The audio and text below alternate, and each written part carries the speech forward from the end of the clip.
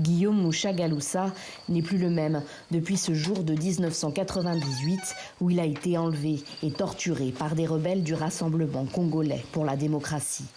Des Rwandais, assure-t-il. Ses avant-bras, très abîmés, ne lui permettent plus de travailler.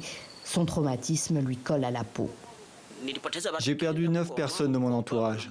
Mes parents, ceux de mes voisins et plusieurs autres proches. Ils ont violé les femmes et même les hommes. Il faut que justice soit faite. Souvent, les images des morts me reviennent. Officiellement, entre 1994 et 2005, 525 personnes ont été tuées dans son village, Kanyola, à 60 km de Bukavu. Un village martyr parmi d'autres dans l'est de la RDC. Les survivants ne veulent pas oublier.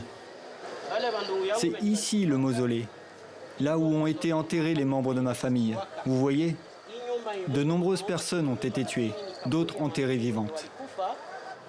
Sur les hauteurs de Kanyola, ce monument mémoriel a été bâti au-dessus d'une fosse commune, où sont enterrés ceux dont on a retrouvé le corps, car beaucoup d'autres ont simplement disparu.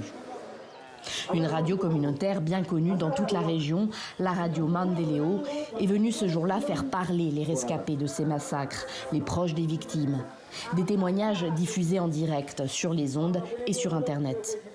Après 10 ans, 20 ans de ces massacres, qu'est-ce qui se passe actuellement et montrer la face du monde que réellement il y a eu massacre à Kanyola et en RDC, mais aussi amener la communauté internationale à comprendre le souci des victimes.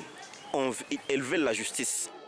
Des associations de survivants militent pour la mise en place d'un tribunal spécial international pour la RDC, car certains auteurs présumés de ces massacres seraient aujourd'hui encore en poste, notamment du côté congolais de la frontière.